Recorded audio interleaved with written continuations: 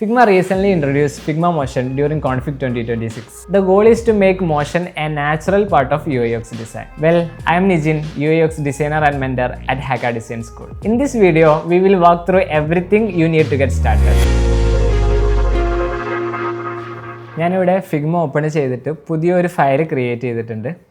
നമുക്ക് ആദ്യം ചെയ്യാനുള്ളത് ഒരു ഫ്രെയിം ആഡ് ചെയ്യാന്നുള്ളതാണ്. അപ്പോൾ ഞാനിവിടെ ഒരു പ്രസൻറ്റേഷൻ ഫ്രെയിം സെലക്ട് ചെയ്യുന്നുണ്ട്. അപ്പോൾ നമ്മളൊരു ഫ്രെയിം ഓപ്പൺ ചെയ്തു. ഇനി നമ്മൾ ഇതുവരെ കാണാത്ത പുതിയൊരു ഓപ്ഷൻ ഇവിടെ വന്നിരിക്കുന്നത് കാണാം, ഫിഗ്മ മോഷനുള്ളൊരു ടോഗിൾ. ഇത് ക്ലിക്ക് ചെയ്യുമ്പോൾ നമുക്ക് പുതിയൊരു എൻ്റർലി ന്യൂ പാനൽ ഓപ്പൺ ചെയ്ത് വന്നിരിക്കുന്നത് കാണാം. ഇതിൽ നമ്മൾ ഈ കാണുന്ന ഈ ഒരു പോർഷനാണ് ടൈം ലൈൻ എന്ന് പറയും. നമ്മൾ എന്തെങ്കിലും ചെയ്യുന്ന സമയത്ത് അത് പ്ലേ ബാക്ക് ചെയ്യാനുള്ള ഓപ്ഷനാണ് ഇത്. ഇത് നമുക്ക് സൂം ഇൻ സൂം ഔട്ട് ചെയ്യാനൊരു സ്ലൈഡർ ഇവിടെ ഉണ്ട്. അപ്പോൾ ആ ഒരു ടൈം ലൈന് നമുക്ക് എക്സ്റ്റെൻഡ് ചെയ്യാനും അതുപോലെ ചെറുതാക്കാനായിട്ടും ഇവിടെ പറ്റും. അതുപോലെ നമുക്ക് ഈ ഒരു മോഷൻ്റെ പാനൽ ഹൈഡ് ചെയ്യണമെന്നുണ്ടെങ്കിൽ അതിൻ്റെ റൈറ്റ് സൈഡിലായിട്ട് കാണുന്ന ഈ ഒരു ബട്ടൺ ക്ലിക്ക് ചെയ്ത് കഴിഞ്ഞാൽ നമുക്കത് ഹൈഡ് ചെയ്യാനും പറ്റും. ഈ പാനലിൽ താഴെ കാണുന്ന ഈ ഒരു സെക്ഷനാണ് ടൈം ലൈൻ സെക്ഷൻ. ഇവിടെ ആയിരിക്കും നമ്മൾ ഓരോ കീ ഫ്രെയിമും ലെയേഴ്സും ആഡ് ചെയ്യുന്നുണ്ടാവാം. അതുപോലെ നമുക്ക് ഈ ഒരു പ്ലേ ഹെഡ് വെച്ചിട്ട് നമ്മളെ പ്ലേ ബാക്ക് എവിടേക്ക് വേണമെന്നുണ്ടെങ്കിൽ നമുക്ക് സ്ക്രോൾ ചെയ്ത് നീക്കാനായിട്ട് പറ്റും. അതുപോലെ നമുക്ക് റൈറ്റ് സൈഡിൽ ഒരു സ്ലൈഡർ കാണാം. അത് ഈ ഒരു ടൈം ലൈനെ സൂം ചെയ്യാനും സൂം ഔട്ട് ചെയ്യാനുമായിട്ടുള്ള ഒരു ഓപ്ഷനാണ് ഈ ഒരു സ്ലൈഡറിലുള്ളത്. അതുപോലെ തന്നെ നമുക്ക് ഈ ഒരു ഫിഗ്മ മോഷൻ പാനലിനെ റീസൈസ് ചെയ്യാനായിട്ട് ഇവിടുന്ന് നമുക്ക് എന്ത് ചെയ്യാം, ഒന്ന് ഡ്രാഗ് ചെയ്ത് കഴിഞ്ഞാൽ ഇതിൻ്റെ ഹൈറ്റ് കൂട്ടും കുറയ്ക്കുകയും ചെയ്യാം. അതുപോലെ ഇനി നമുക്കിതൊന്ന് ഹൈഡ് ചെയ്യണമെന്നുണ്ടെങ്കിൽ റൈറ്റ് സൈഡിൽ ഇവിടെ ഒരു ബട്ടൺ കാണാം. അത് ക്ലിക്ക് ചെയ്ത് കഴിഞ്ഞാൽ ഇതൊന്ന് കൊളാപ്സ് ആവുന്നത് നമുക്ക് കാണാം. തിരിച്ചൊന്നും കൂടി ക്ലിക്ക് ചെയ്ത് കഴിഞ്ഞാൽ അത് പിന്നെയും നമ്മുടെ വിസിബിലിറ്റി ഏരിയയിലേക്ക് വരും. അതുപോലെ ലെഫ്റ്റ് സൈഡിൽ നമുക്കൊരു പ്ലേ ബട്ടൺ കാണാം. അത് ക്ലിക്ക് ചെയ്ത് കഴിഞ്ഞാൽ നമ്മളെ ആനിമേഷൻ നമുക്ക് പ്ലേ ചെയ്ത് നോക്കാനായിട്ട് പറ്റും. ഇനി അതല്ല നമ്മൾ കീബോർഡാണ് യൂസ് ചെയ്യുന്നത് ഉണ്ടെങ്കിൽ നമുക്ക് സ്പേസ് ബാർ ക്ലിക്ക് ചെയ്ത് കഴിഞ്ഞാലും ഈ ഒരു പ്ലേ ബാക്ക് കൺട്രോൾ ചെയ്യാനായിട്ട് പറ്റും. ആൻഡ് ഈ ആനിമേഷൻ നമ്മൾ സെലക്ട് ചെയ്യുന്ന സമയത്ത് നമുക്കവിടെ ഡ്യൂറേഷൻ സെറ്റ് ചെയ്യാനുള്ളൊരു ഓപ്ഷൻ ഉണ്ട്. ഇപ്പം 500 മില്ലി സെക്കൻഡാണ് സെറ്റ് ചെയ്തിട്ടുള്ളത്. ഞാനതൊന്ന് 1000 മില്ലി സെക്കൻഡായിട്ട് മാറ്റുന്നുണ്ട്. അപ്പോൾ നമുക്ക് കാണാം ടൈം ലൈനിൽ ആ ഒരു ലെങ്ത്ത് കൂടിയിട്ടുണ്ട്. ഇനി അതല്ല നമുക്ക് ഇവിടെ ചേഞ്ച് ചെയ്യുന്നതിന് പകരം നമുക്ക് ടൈം ലൈനിൽ ഇവിടെ ക്ലിക്ക് ചെയ്തുകൊണ്ട് ഡ്രാഗ് ചെയ്ത് കഴിഞ്ഞാൽ നമുക്കിതിൻ്റെ ഡ്യൂറേഷൻ കൂട്ടാനും കുറയ്ക്കാനും പറ്റും. അതേപോലെ തന്നെ ടോട്ടൽ ടൈം ലൈനിൻ്റെ ഡ്യൂറേഷൻ കുറയ്ക്കാനും കൂട്ടാനായിട്ട് നമുക്ക് ഈ ഒരു കാണുന്ന ടൈം ലൈനിൻ്റെ സൈഡ് ക്ലിക്ക് ചെയ്തുകൊണ്ട് നമുക്ക് ഡ്രാഗ് ചെയ്താൽ നമുക്ക് അത് കൂട്ടാനും കുറയ്ക്കാനായിട്ട് പറ്റും. അപ്പോൾ ഇതുപോലെ നമുക്ക് എല്ലാ ആട്രിബ്യൂട്ടിനും കീ ഫ്രെയിം ചെയ്തുകൊണ്ട് നമ്മളെ ഇഷ്ടത്തിനനുസരിച്ച് നമുക്ക് മാനുവലി ആനിമേറ്റ് ചെയ്യാവുന്നതാണ്. നമുക്ക് പൊസിഷൻ്റെ കൂടെ ഒന്ന് ചെയ്ത് നോക്കാം. ഇപ്പോൾ ഇതിൻ്റെ പൊസിഷൻ കിടക്കുന്ന റൈറ്റ് സൈഡിൽ നമുക്ക് കാണാം ഈ ഒരു കീ ഫ്രെയിം ആഡ് ചെയ്യാനുള്ള ഓപ്ഷൻ ഞാൻ ഒന്ന് ആഡ് ചെയ്യുന്നുണ്ട്. അപ്പോൾ സ്റ്റാർട്ടിങ്ങിൽ ഇതിൻ്റെ കീ ഫ്രെയിം ഇവിടെ പൊസിഷനിൽ ആഡ് ചെയ്തിട്ടുണ്ട്. ഞാൻ ഈ ഒരു പ്ലേ ഹെഡ് ഒന്ന് മൂവ് ചെയ്ത് ഇവിടെ കൊണ്ടുപോയി വെക്കുന്നുണ്ട്. ഈ ഒരു പൊസിഷനിൽ എത്തുന്ന സമയത്ത് ഇതിൻ്റെ പൊസിഷൻ ഞാൻ എക്സ് ആക്സിസിൽ കുറച്ച് റൈറ്റിലോട്ട് മൂവ് ചെയ്യുന്നുണ്ട്. അപ്പോൾ നമുക്ക് അതിൻ്റെ ഒരു പാത്ത് കാണാനായിട്ട് പറ്റും. ഇനി ഞാൻ ഒന്നുകൂടി പ്ലേ ഹെഡ് സ്റ്റാർട്ടിങ്ങിലേക്ക് കൊണ്ടുപോയി വെക്കുന്നുണ്ട്. ഒന്ന് പ്ലേ ചെയ്ത് നോക്കാം. അപ്പോൾ ഈ ഒരു പ്ലേ ചെയ്യുന്ന സമയത്ത് പൊസിഷനും റൊട്ടേഷനും സ്കെയിലും ഈ 3 സാധനങ്ങളും ഒപ്പരാണ് വർക്ക് ചെയ്യുന്നത്. അപ്പോൾ നമുക്കത് വേണമെന്നുണ്ടെങ്കിൽ ഒന്ന് മാത്രമാക്കി മാറ്റാം. അതേപോലെ ഏതെങ്കിലും ഒന്ന് നമുക്ക് കാണണ്ട. അപ്പോൾ ഈ സ്കെയിലിംഗ് ഓപ്ഷൻ മാത്രം എനിക്കൊന്ന് ഓഫാക്കി വെക്കണം. അപ്പോൾ നമുക്ക് ഈ turn of visibility of animation എന്ന് പറഞ്ഞൊരു ഐക്കൺ കാണാം, ഒരു ഐക്കൺ. ഇത് ക്ലിക്ക് ചെയ്ത് കഴിഞ്ഞാൽ ഇനി നമ്മൾ ഈ ഒരു സ്കെയിലിങ്ങിൻ്റെ ആനിമേഷൻ വർക്കാവുന്നത് കാണില്ല, ബാക്കിയുള്ള ആനിമേഷൻ മാത്രമായിരിക്കും വർക്കാവുന്നുണ്ടാവാം. അതുപോലെ ഞാൻ ഒന്ന് റൊട്ടേഷൻ ഒന്ന് ഓഫ് ചെയ്ത് കാണിച്ചു തരാം. ഒന്നും കൂടെ നമുക്ക് പ്ലേ ചെയ്യാം. അപ്പോൾ റൊട്ടേഷൻ ഇല്ല, ആകെ നമ്മളിപ്പോൾ ചേഞ്ച് ചെയ്ത പൊസിഷൻ മാത്രം നമുക്ക് കാണാനായിട്ട് പറ്റും. അതുപോലെ നമുക്ക് റൈറ്റ് സൈഡിൽ ഫിഗ്മയിൽ മാത്രം നമ്മൾ കണ്ടൊരു ഓപ്ഷനാണ് ഓട്ടോ കീ ഫ്രെയിം എന്നുള്ളത്. അതായത് നമ്മളിപ്പം ഈ പ്ലേ ഹെഡ് ഓരോ സ്ഥലത്തേക്ക് മൂവ് ചെയ്യുന്നു, ദെൻ ഇവിടെ കീ ഫ്രെയിം ആഡ് ചെയ്യുന്നു. എന്നാൽ ഓട്ടോ കീ ഫ്രെയിം നമ്മൾ എനേബിൾ ചെയ്ത് കഴിഞ്ഞാൽ ഇത് ഓട്ടോമാറ്റിക്കലി വർക്ക് ആയിക്കോളും. അതായത് ഞാനിപ്പോൾ ഈ ഒരു ഓട്ടോ കീ ഫ്രെയിം ഒന്ന് ആഡ് ചെയ്യുന്നുണ്ട്.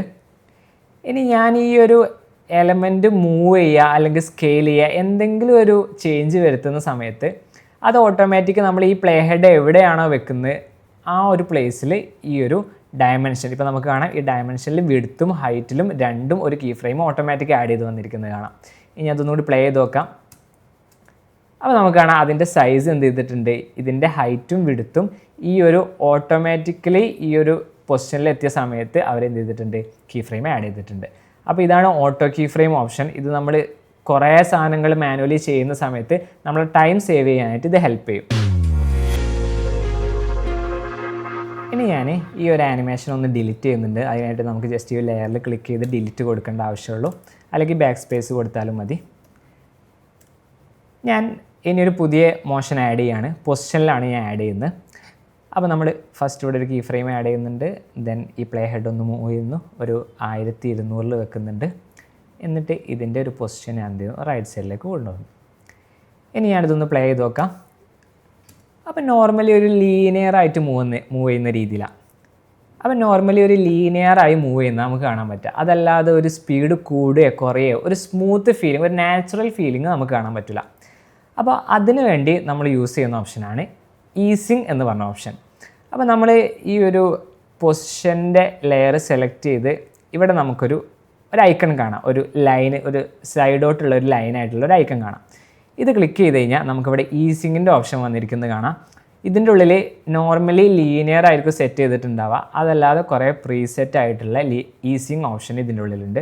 ഇപ്പോൾ ഞാൻ ഈസ് ഇൻ ഈസ് ഔട്ട് എന്നുള്ള ഓപ്ഷനാണ് സെലക്ട് ചെയ്യുന്നത്. നമുക്ക് കാണാം ഈ ഒരു കേവ് ഇങ്ങനെ സ്റ്റാർട്ടിങ്ങിൽ ഇങ്ങനെ വന്നിട്ട് ദെൻ ഒരു സ്പീഡ് കുറയുന്ന രീതിയിലുള്ള ഒരു കേവ് നമുക്ക് കാണാം. ഇനി ഞാൻ അതൊന്നുകൂടി പ്ലേ ചെയ്ത് നോക്കാം. അപ്പോൾ സ്റ്റാർട്ടിങ്ങിൽ സ്ലോ ആയിട്ട് സ്റ്റാർട്ട് ചെയ്തു, സെൻറ്ററിലെത്തിയപ്പോൾ സ്പീഡ് കൂടി, ദെൻ എൻഡിലെത്തുമ്പോൾ പിന്നെയും ഒന്ന് സ്ലോ ആയി. അങ്ങനെയാണ് നമ്മൾ ആക്ച്വൽ മൂവിങ് എലമെൻറ്റ്സ് ഒക്കെ അങ്ങനെയാണ്. ഡയറക്റ്റ്ലി ഒരേ സ്പീഡിൽ പോവുകയല്ല ചെയ്യുക. സ്റ്റാർട്ടിങ്ങിൽ സ്പീഡ് കുറവായിരിക്കും, എൻഡിങ്ങിലും സ്പീഡ് കുറവായിരിക്കും. ഈ സെൻറ്ററിലുള്ള പോർഷനിലായിരിക്കും സ്പീഡ് കൂടുതലുണ്ടാവുക. അപ്പോൾ ഇതുപോലെയുള്ള ആനിമേഷൻ ആഡ് ചെയ്യാൻ വേണ്ടിയിട്ടാണ് നമുക്ക് ഈസിങ് ഓപ്ഷൻ ഉള്ളത്. അത് നമുക്ക് മാനുവലി കൺട്രോൾ ചെയ്യാനുള്ള ഒരു ഗ്രാഫ് ഇവിടെ കാണാം. നമുക്ക് ഈ ഒരു കേവ് അഡ്ജസ്റ്റ് ചെയ്ത് കഴിഞ്ഞാൽ നമുക്ക് മാനുവലി അതെങ്ങനെ വേണം എന്നുള്ളത് കൺട്രോൾ ചെയ്യാനായിട്ട് പറ്റും. അപ്പോൾ ഞാൻ ഒന്നുകൂടി പ്ലേ ചെയ്ത് കാണിച്ചു തരാം. അപ്പോൾ നമുക്ക് അതേപോലെ മാനുവലി പല രീതിയിൽ ചെയ്തുകൊണ്ട് ഇവിടെ വാല്യൂ അഡ്ജസ്റ്റ് ചെയ്തുകൊണ്ടും പല ടൈപ്പ് ആനിമേഷൻസ് ക്രിയേറ്റ് ചെയ്യാനായിട്ട് പറ്റും. ആൻഡ് ഈ ഒരു ആനിമേഷൻ നമ്മൾ ഈസിങ് ചെയ്യുമ്പോഴായിരിക്കും അതിനൊരു റിയൽ ഫീലിംഗ് അല്ലെങ്കിൽ ഒരു സ്മൂത്ത് ഫീലിംഗ് കിട്ടുക. അപ്പോൾ ആ രീതിയിൽ നല്ല ഈസിങ് യൂസ് ചെയ്യാൻ മാക്സിമം നോക്കാം. ഇനി ഈസിങ് എടുക്കാനായിട്ട് നമുക്ക് ഈ ഒരു ലെയർ സെലക്ട് ചെയ്തതിന് ശേഷം റൈറ്റ് സൈഡിൽ ആനിമേഷൻ്റെ അവിടെ ഒന്ന് പ്ലസ് കൊടുക്കുക.